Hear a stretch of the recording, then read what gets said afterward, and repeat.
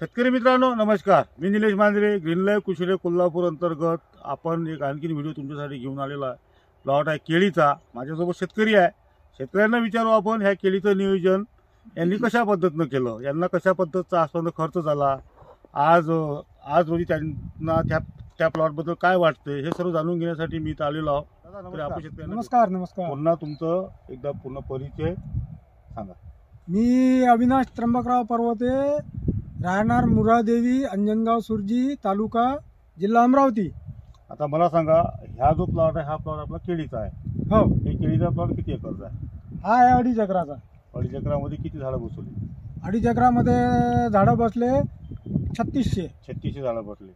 आणि याच्यामध्ये मला आंतरपीक म्हणून हे गोबीचं पीक दिसत आहे।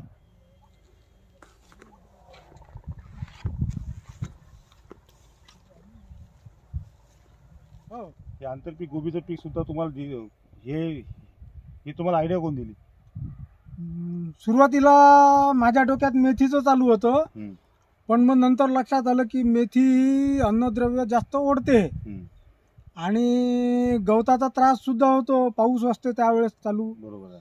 म्हणून मग काय करायचं म्हणून एकदम डोक्यात आलं का फुलगोबी लावली तर काय होईल।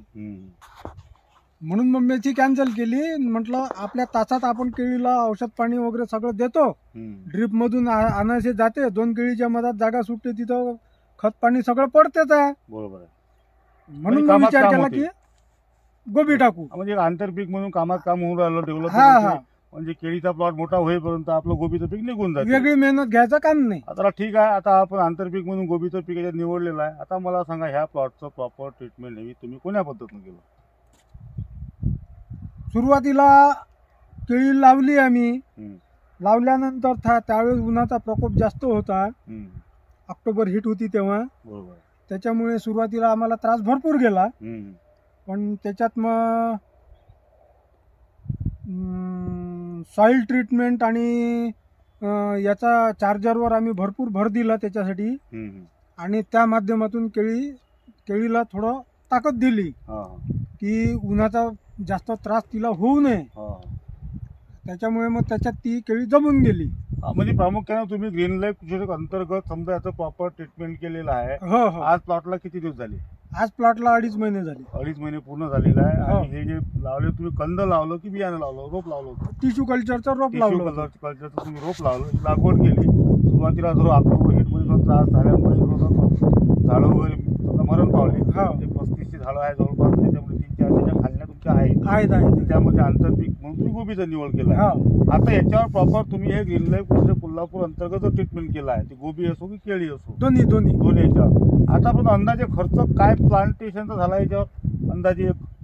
साधारण केळीचा खर्च, आता केळी आणि गोबी दोन्ही म्हटलं एकसारखाच खर्च झालेला आहे। बरोबर आहे। त्याच्यामुळे दोन्ही पिकांना मिळून मला एक 55,000 रुपये खर्च आलेला आहे, म्हणजे 55,000 ते 60,000 पर्यंत। 60,000 रुपयापर्यंत। आणि त्याचं जे 55-60,000 आपण औषध बोलावलं आहे त्याचा अजून ट्रीटमेंट शिल्लक आहे? शिल्लक आहे, अजून ट्रीटमेंट शिल्लक आहे। महिना 1.5 महिन्याची औषध होती, अजून महिना 1.5 महिन्याची औषध शिल्लक आहे।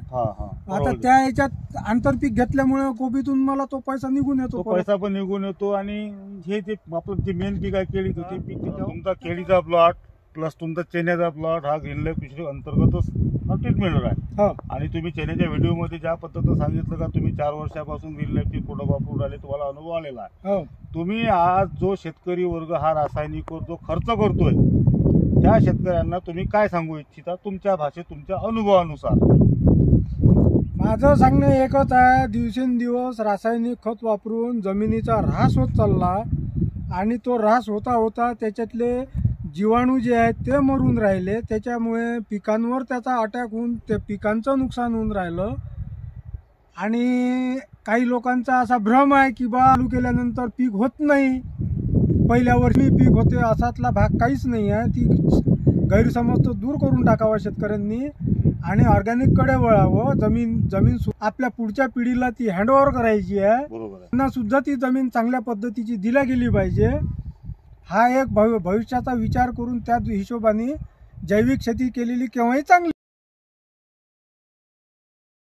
मित्रांनो, आपण बघताय तुमच्यासाठी केळीचा व्हिडिओ आणि एक चेन्याचा व्हिडिओ एका शेतकऱ्याचा आहे, तो आपण काढलेला आहे।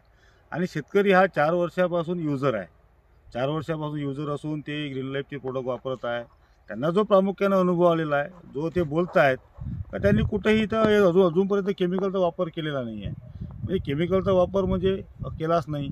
आणि अशातच त्यांचं जे मनोगत आहे, वैयक्तिक जे शेतकऱ्यांना एक अनुभव सांगत आहेत की बा ग्रीन लाईफचे प्रोडक्ट वापरून ते इथपर्यंत आलेलं आहे. आपल्याला शेती करणं आहे, उत्पन्न काढण्यासाठी आपण खर्च करतोय, परंतु खर्च हा योग्य ठिकाणी झाला पाहिजे, जेणेकरून जमिनीचा ऱ्हास झाला नाही पाहिजे, उत्पन्नही वाढलं पाहिजे, प्लस मध्ये खर्चामध्ये बचत झाली पाहिजे. जमीन वाचेल तर त्याचा फायदा आपल्याला पुढेच्या पिढीला म्हणा किंवा येणाऱ्या जे आपण भविष्यात पिकं घेणार त्यांना होणारच आहे.